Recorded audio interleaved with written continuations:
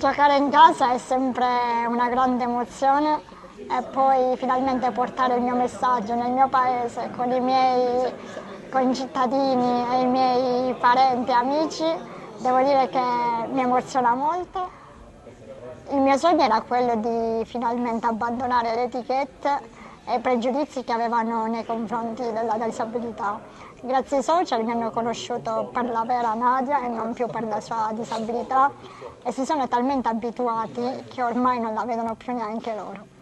Sì, l'idea nasce proprio, e il concept è proprio quello di raccontare vite straordinarie, quelle vite che non si fermano davanti a niente e nessuno, non si fermano davanti ai dogmi, agli ostacoli, ai pregiudizi, come quella di Nadia. Quella di Nadia questa sera è una vita straordinaria perché affronta tutto a testa alta con il cuore di una guerriera. Il plot è emozionale, è empatico, è una sottoforma di storytelling dove musica, immagini e suoni si raccontano quella storia bellissima di Nadia.